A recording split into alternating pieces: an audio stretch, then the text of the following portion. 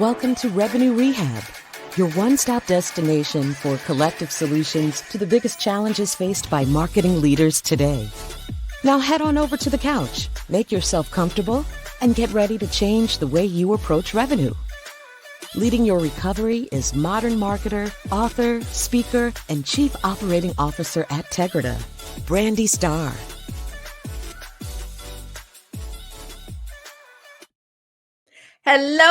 Hello, and welcome to another episode of Revenue Rehab. I'm your host, Brandi Starr, and we have another amazing episode for you today. Outbound sales isn't failing because reps are lazy. It's failing because we've made it way too complicated, and we keep calling that strategy. SDRs are drowning in tools they don't need, metrics they can't control, and quotas that don't really match reality. It's like giving someone a Swiss Army knife and expecting them to perform surgery. So here's the real question. Is all of this complexity helping you close more deals, or just helping you hide the fact that your outbound motion is broken? Today on Revenue Rehab, we are digging into the myth of the complicated outbound engine and asking what it actually takes to build a system that works. If your outbound isn't delivering, this episode is for you. Today, I am thrilled to be joined by two amazing guests, Gabe Lullo and Rolly Keenan.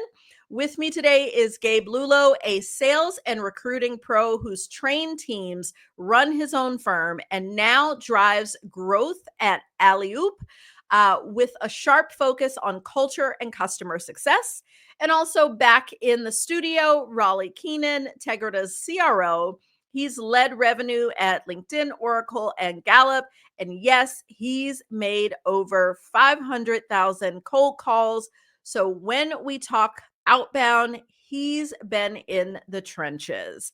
Welcome to Revenue Rehab. Your session begins now. All right, gentlemen. Today, we are tackling the common belief that outbound sales success requires complicated systems. This is the opportunity to change our mind. And Gabe, I know that you see this differently. So you've got 60 seconds. Convince the audience why they should rethink their current position. Yeah, so we have a huge team, over 110 SDRs, but it's not a single team for us. It's fractionalized across many clients, from large enterprise all the way down to a founder-led sales org. And technology is of course paramount to our success, but it's all about the people. And I know AI is interrupting, disrupting, and making changes, but at the end of the day, people want to talk to other people. And having humanized, authentic conversations right now actually is cutting through the noise versus just spray and pray automation type approach. And that's where we're finding success right now. Okay. So my first question here that I'd like to ask is, there's, with B2B or B2B2C, there are a lot of complexities. We are seeing all of the research show that buying committees are growing. I've seen as much as 21 people in a buying committee.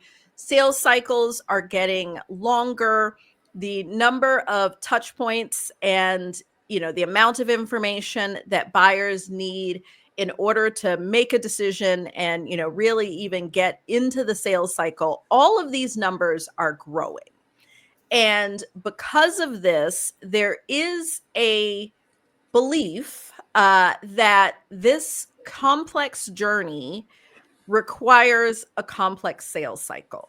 And so what do you say to the statistics? How are the stats going in one direction if simplicity is the direction we need to go from a sales perspective? Is that my question?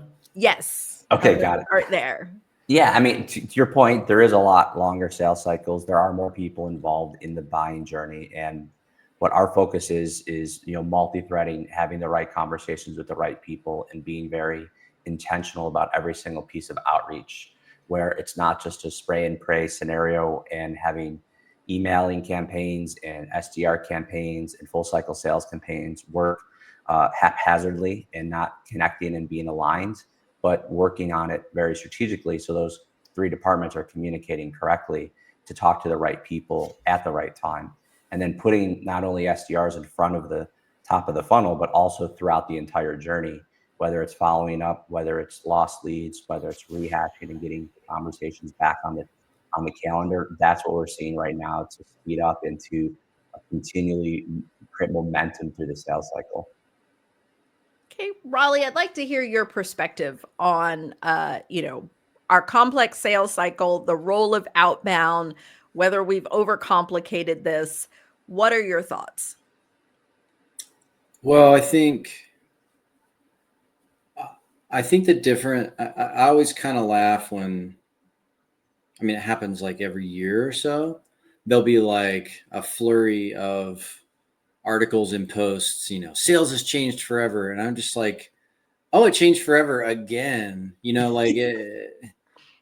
so there's more it's kind of like with our kids and social media, and my kids are adults now, but there used to be no noise. I got on my mom, now I'm getting into Gen X stuff, but I got on my bike, I left the house in the morning, I showed up for dinner, and I was like 6, like there was not a lot of noise around me. I was just doing things.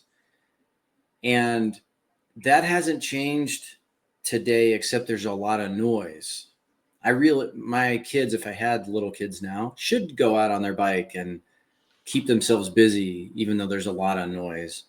And I feel like in sales, it's the same way. Like there's buying committees, and they've complicated things kind of on a buyer end.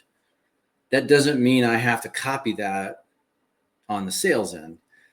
The basics are still the same. I've got to be relevant.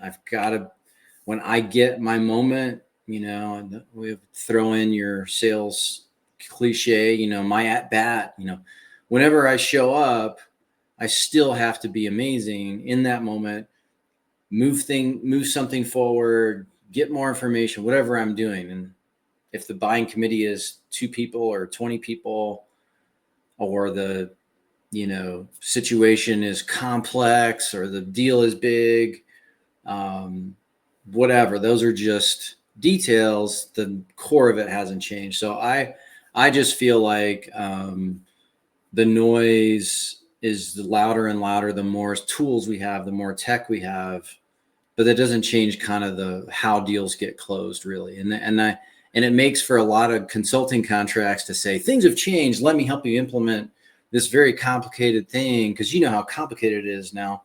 It definitely drives business for consultants, and kind of gives heads of sales and heads of revenue a bit of like, oh, you're such a complicated thing.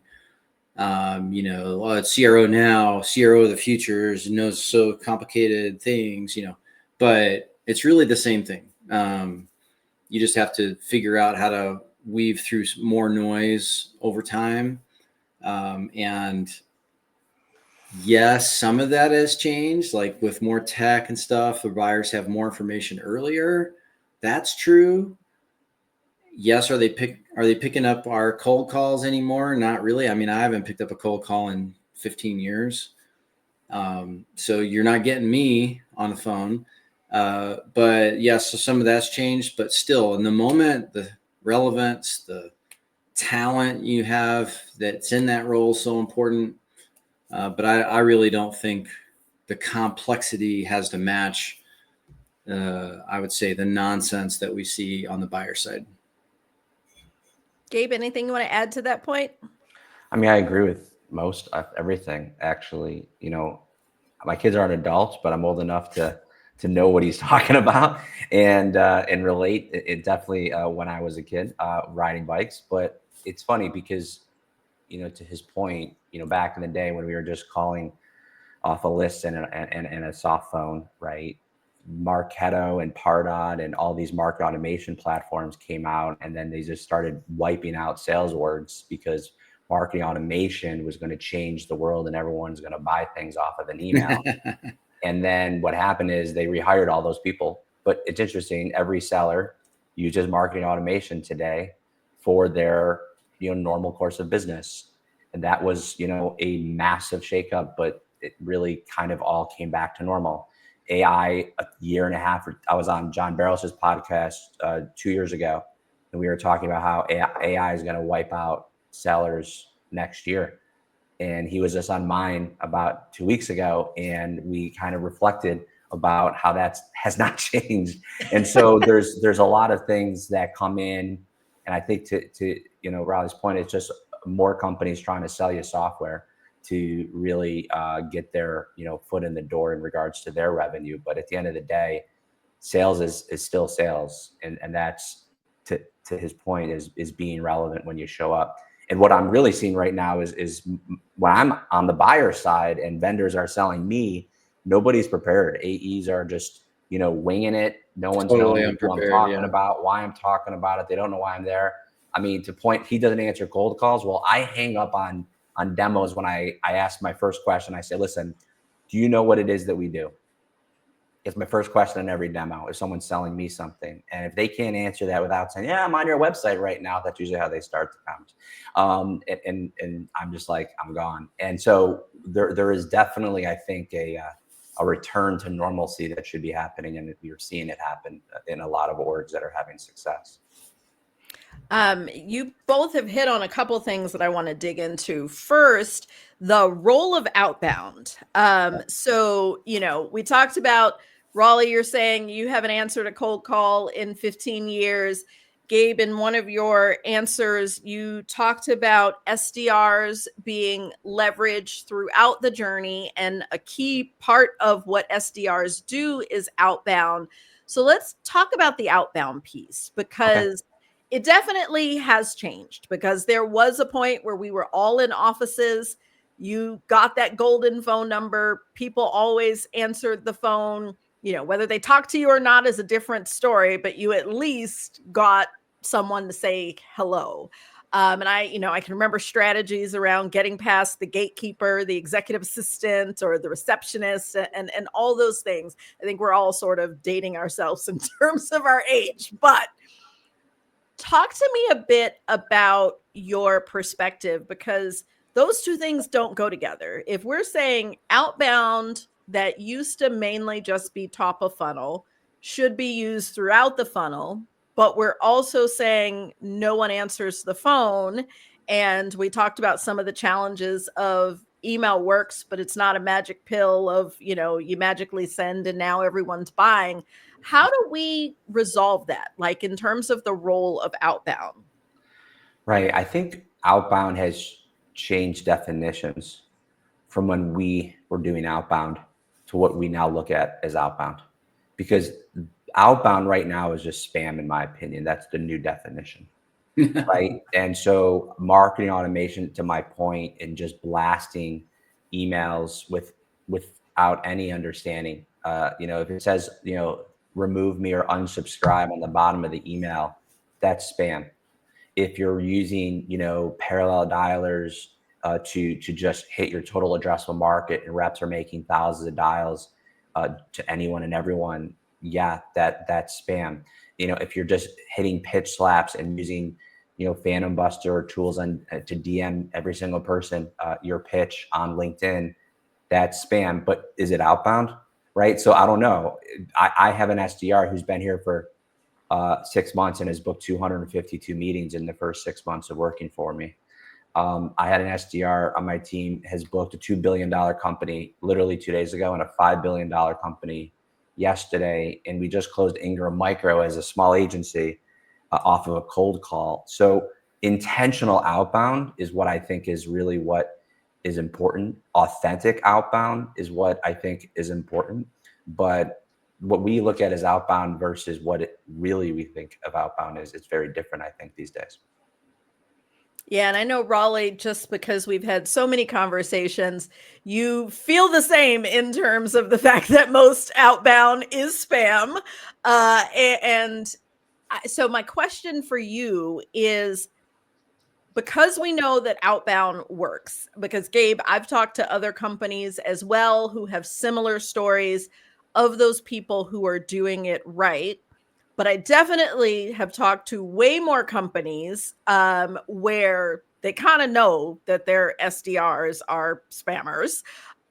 So Rolly, my question for you is, how do we help those listening to really understand what is the difference between, how do you have that outbound motion that is effective, that is not spam? What's that distinction? Because people don't seem to really understand. They know that there's a good and the bad, but they don't really have a grasp of what that line is. I feel like my answer is super inconvenient, because the way I view this is the problem is the core purpose of what are you doing. And I think where people are spamming / outbounding thousands of people a month, their core purpose is to spam and outbound thousands of people a month. That's the point, with the idea that people are just percentages on a spreadsheet. And if I call this many people, I'm going to get this many, that's a formula. That's what we presented to the board. So if they give us more money and we get in more inboxes, then that should give us more revenue. I mean, so that's the problem. Mm-hmm. If the core, and I think the words were intentional outbound. Is that what you said? Yeah. So that is a different core purpose of what are you doing? And when your core purpose is they're a good fit, I'm going after them. They're a good fit, I'm going after them. That changes everything. That is no longer a spam. That is no longer, it's also a smaller number in volume, drastically smaller number. Because to the point of, people showing up unprepared on demos, I mean, it's comical. And also the head of sales absolutely knows that's what's happening. Like, they're not dumb. They know that their guys are showing up. And the second they're on the call is the first time they looked at the company name, much less learned about it. Because the core purpose is thousands of people. And if they actually show up to your meeting, now look at them. Because all we're trying to do is get a meeting. And I mean, I saw a long post from, somebody that I essentially jump on his posts on a weekly basis and put SMH. I mean, everything he says, I'm like, no. And he loves to put this whole thing, and he's a well-known guy. Everyone, usually their answers to his posts are like, love it, and it's like, they're, it's so articulate, I'm like, no. But he does this whole thing of like, when I get out, I should do more outbounds. I should do more whatever. And this is proof that there's a bigger market, and they're like it's like this spiral of feeling better about what I'm doing, and if you're not getting enough, do more, so there's a culture of pushing volume, and a culture of tough it out. You're going to get a lot of no's. You're going to get a lot of hang-ups. No one's going to answer you. And and I said the VPs of sales, the heads of sales, they know this is happening. They're there going, I don't care. Like, eventually timing's going to be right. We're going to talk to somebody, and it doesn't matter how uninformed, unprepared, and inexperienced my SDR is, that buyer is going to basically guide the sale at that point. And that's all I want. I just want to find them, and I won't find them unless I do thousands of them. And so I want to shift gears a little bit, because I do agree that this is the challenge, and the measurement is a key part of it, because there are so many SDR teams that are measured on volume, and it's not effectiveness. It's not if these meetings are good meetings. It is just how can we ramp up the volume as much as we can. And that, like that, it often comes back to measurement. We always say what gets measured is what gets done. So if you change how people are measured, it will change the behaviors.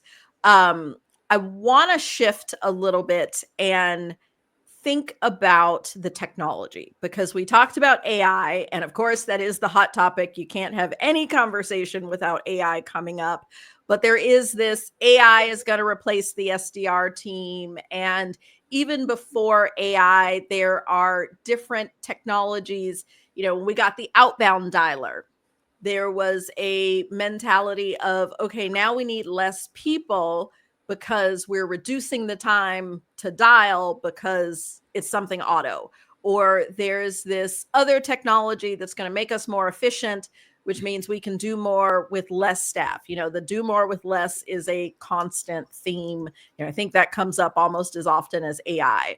And so talking about the technology and how technology is not, tech is great, but it does complicate the process.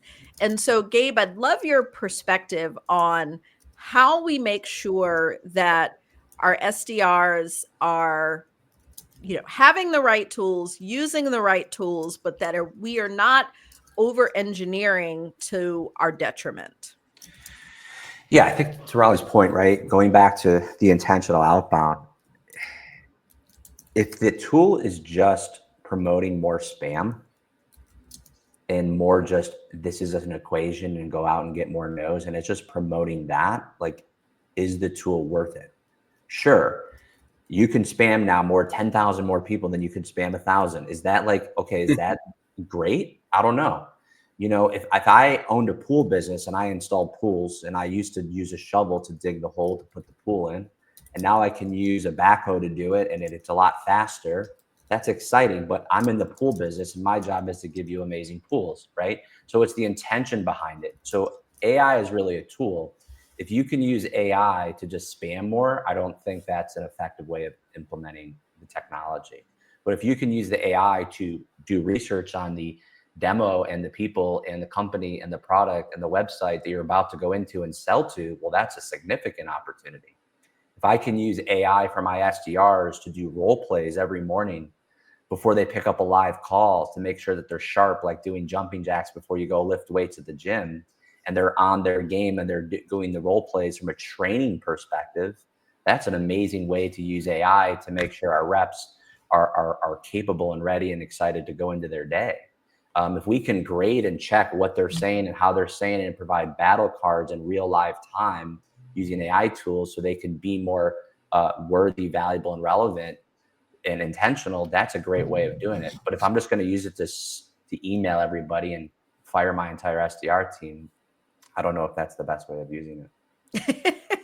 Probably not, just a little indicator. I'm a little opinionated on this topic, sorry.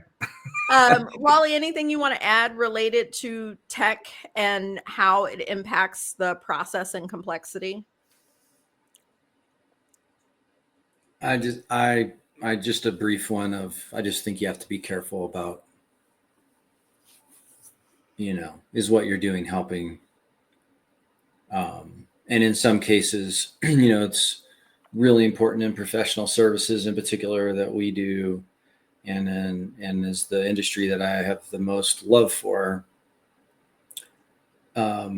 sales process and client understanding and all these things, they may be at the point of the arrow for someone in sales or customer success or something, but the more everyone sort of in the modern front office, everyone in the client facing jobs, the more they know about what the sales team knows, the better.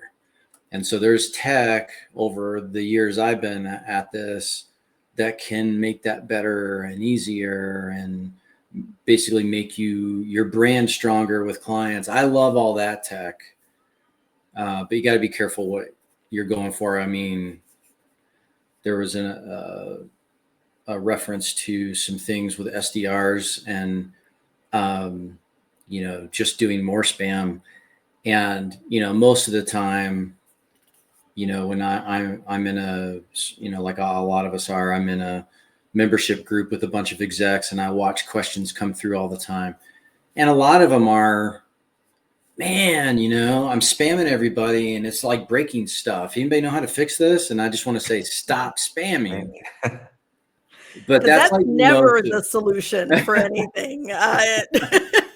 So yeah, I just think you got to be careful is all. Be thoughtful about it. And so I think the hard part here is there's so much historic pressure of like, this is the way that it's always been done. And one of the things that I think about, so again, going back to how it used to work, where they were dialing for dollars, because it's almost like you had a yellow pages of who you could sell into, and I'm using real old language, and you picked up the phone and you made those conversations. And there was a point that volume was what we needed, because that was what we had. We didn't have all the intelligence. We didn't know as much about the prospects. We just kind of knew who was in our TAM, and we had phones. And if I fast forward to today, the same fundamental need exists, but the mentality of how to approach it is where people haven't caught up. It's like, because now these things are spam, now we can, have a situation where we don't go into a demo and all we know is the company name. And so how do we, it's like breaking that old mindset, because there are a lot of people I will talk to that they'll be like, yeah, I hear you. And like, they're comped on volume. They're, it's like, this is how it's always been done. We've got to go through a whole transformation to do anything differently. And it's like, how do we break that? How do we really get through to people that in order to be effective, they've got to remove this complexity and be fundamentally different? Like, this is a question I keep coming back to. Well, my training with every one of our sellers is, if you sound like a salesperson, you're doing it wrong, right? You have to sound like the exact opposite of everyone else. So whatever's trending, just don't do that. Because guess what? Everyone else is doing it too. And so I think it went from like, relevance is everything in sales. That's how I think we were raised, based on the age stories so far. And then it went into personalization, and then personalization kind of like went off on this tangent where it didn't become personalization anymore. And now it's, someone just sends me an email saying, hey, I saw you went to the University of Hartford. Do you still do spring fling? I'm like, I graduated 25 years ago, right? So, and then, well, by the way, buy this new CRM, right? And so that's personalization now. And so I think it's all going back to relevance. I don't know if it's the exact answer you're looking for in the question, but I think that's where we're having to head back to sound different and to not do what everyone else is doing. And that's what we see actually having the most success. I'm saying right now, the old school is new school again, in regards to a lot of the ways, not just the tools, but the ways in which we are approaching the marketplace, if you will. Yeah, and something that I saw someone post on LinkedIn that speaks to that I think is really accurate is, it says, we started with relevance being important, then we went to personalization, and now we're currently in the era of context, where it's like, you still got to be relevant. You still should be personal. And I hate those, like, you saw the random thing on my LinkedIn. Like, that is definitely a soapbox I could rant on all day. But now it is that personalization has to be done in a way of context, of you've got so much information at your fingertips related to businesses, what's happening in business, and all those things. And that you've got to be able to use that to infer some context and speak to me in that way. Sure. And when I saw that, I was like, oh, that's a great word, because with AI, with all of this, it's like there's certain things. I've seen scenarios where sellers have seemingly known about layoffs before the employees done, like they have. Like there was a scenario, a guy posted that he reached out and was talking about the impact of layoffs, and they were like, what layoffs? And it was like, oh, how did the internet know before the employees? But that kind of can be a thing. Yep. And so, yeah, that was one of those things that I was like, yeah, we have evolved in that way of like, now it is context over everything. Put this into some relevant context that is about me and my business, and not where I went to college or what random hobby you have, found from my Instagram. Rolly, anything you want to add in terms of like how we really crack the nut, to use buzzword?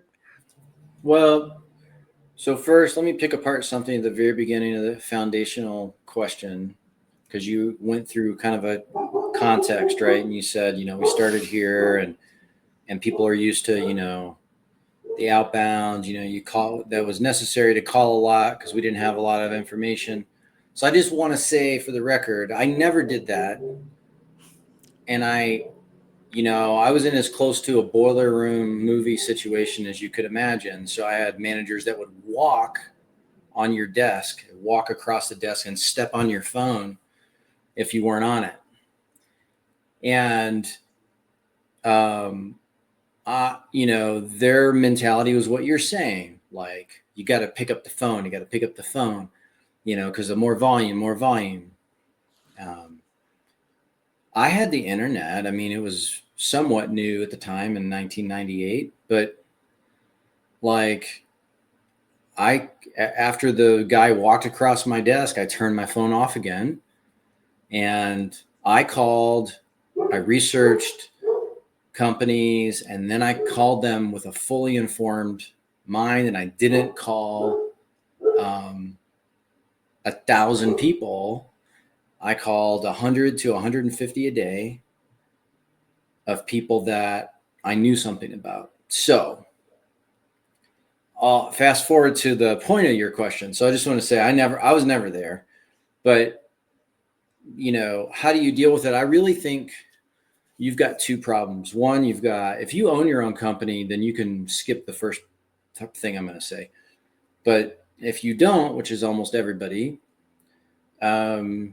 you're driven by investors who are like, here's the money. You can only spend it on this. And I mean, they're just sitting there going, I mean, what am I going to do here?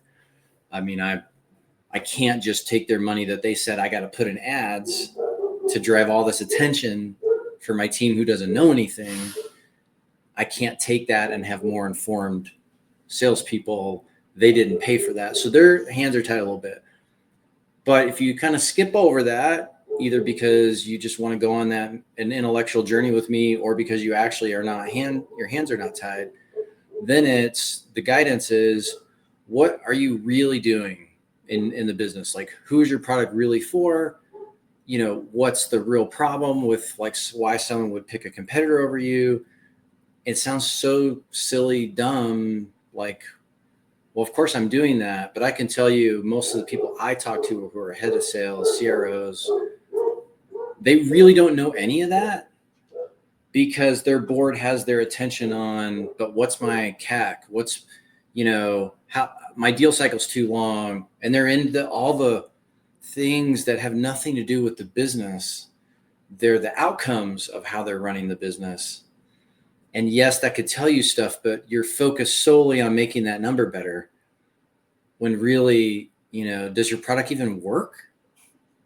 Do customers even want it? Are people showing up to your SDRs, and moving on to the meeting thinking that they can buy your product for 10K and it's really 100K, but you're not addressing that? Like, so I think that there's authenticity and realness that has to be interjected if anybody wants any of this to go away. And I understand that that's a big hurdle for most people, because they have no control over what they're doing. They're just there for a couple of years, and they're going to move on to another startup. and maybe one day they'll get an Uber and be rich and they'll be happy. But in the meantime, they're going to do what they're told. I say that with all, compassion for people that are in that situation. There's a lot of them, but that's I think why it's happened so much. All right, we've explored the issue. Now it's time to fix it. Gabe, welcome to the lightning round. Quick answers only. Let me get some 4 water. questions. The goal is to help our audience walk away knowing if they have a problem and understanding how they can try to move in the right direction. So, first question. What's the first sign a company is facing an outbound motion problem but hasn't named it yet? Well, you would think the quota attainment, but it's really not. It's our connection rate's a problem right now. And are they not having the conversations, and are they not meaningful conversations? And if the meaningful conversations are not being measured in an authentic way, there's going to be a problem down the funnel. Okay. What's one mindset shift that unlocks progress?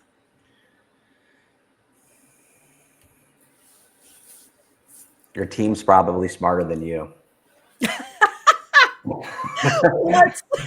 What's one common trap leaders fall into when trying to solve this?